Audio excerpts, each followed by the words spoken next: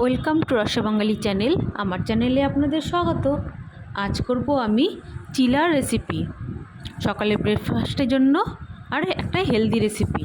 যারা ডায়েটিং করছেন, ডায়েটিংয়ের জন্য খুব ভালো একটা অপশান। পেটও ভরে যায়, খেতেও ভালো লাগে।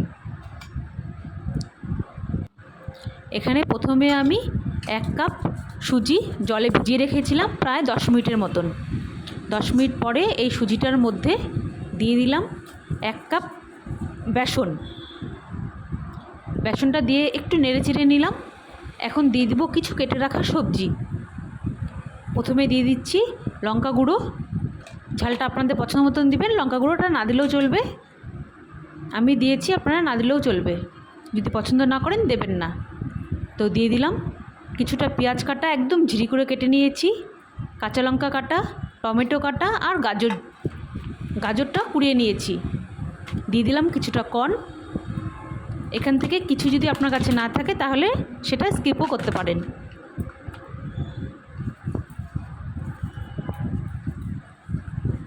আপনাদের কাছে যে কোনো সবজি থাকলে সেই সবজি দিয়েও করতে পারেন, এখানে ক্যাপসিকামও দিতে পারবেন।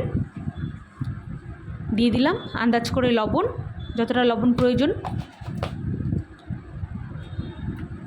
এখন সবসহ খুব ভালো করে মিশিয়ে নিব।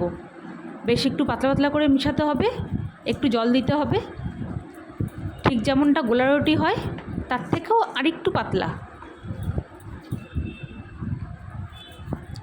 খুব ভালো করে মিশিয়ে নিলাম। এখন ঢাকা দিয়ে রাখবো প্রায় 5 থেকে 7 মিনিটের মতন।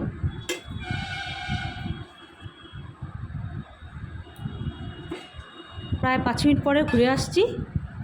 দেখুন অনেকটা জল ছেড়ে গেছে, সব সবজি থেকে একটু নরম নরমও হয়ে আসছে। খুব ভালো করে আবারও মিশিয়ে দিচ্ছি। খুব ভালো করে মেশানো হয়ে গেছে। এখন আমি গ্যাসে একটি তাওয়া বসিয়ে দিয়েছিলাম। এটা লোহার তাওয়া। তাওয়াটা গরম হয়ে গেছে। দিয়ে দিলাম অল্প তেল দিয়ে ভালো করে তাওয়াটা মিশিয়ে নিলাম তেলের সঙ্গে। এখন হাতা দিয়ে মিশিয়ে এই মেশানো ব্যাটারটা, সবজি সমেত মেশানো ব্যাটারটা দিয়ে দিলাম। হাতা দিয়ে এরকম করে ঘুরিয়ে ঘুরিয়ে একটু গোলাকার শেপ দিতে হবে, যেমনটা রুটি বা পরোটা হয় ঠিক সেরকম।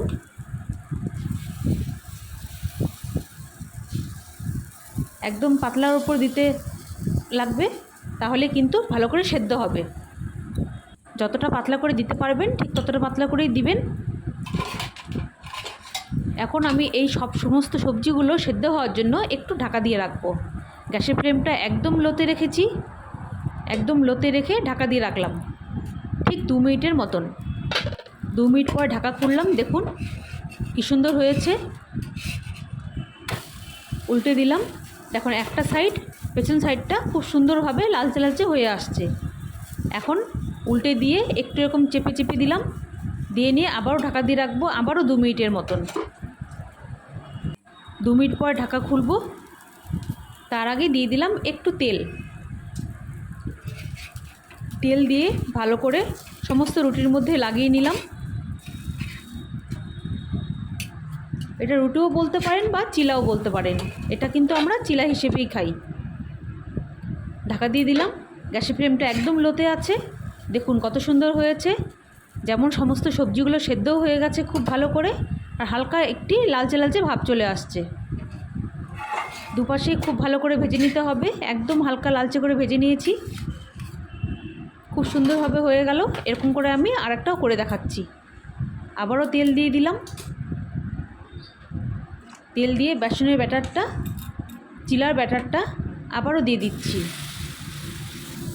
ঠিক এরকম করে গোলাকার শেপ দিয়ে দিতে হবে। খুব ভালো করে একটা রুটির মতন শেপ দিয়ে দিলাম একদম পাতলার ওপরে। আবারও ঢাকা দিয়ে দিব। ব্যাস একটু পরে আবারও নামিয়ে নিয়ে এটাও ভেজে দেখাচ্ছি ঠিক আগেরটার মতন করে। দেখুন কত সুন্দর ভাজা হয়েছে। এই যে আরেকটা ভেজে নামিয়ে নিলাম। ঠিক এরকম করে সমস্ত চিলাগুলো আমি ভেজে নিচ্ছি। এটা খেতে কিন্তু খুবই টেস্টি হয়। আচার দিয়ে খেতে খুব ভালো লাগে। আমি আচার দিয়েই খাবো। যদি রেসিপিটা ভালো লাগে প্লিজ লাইক করবেন, একটা শেয়ার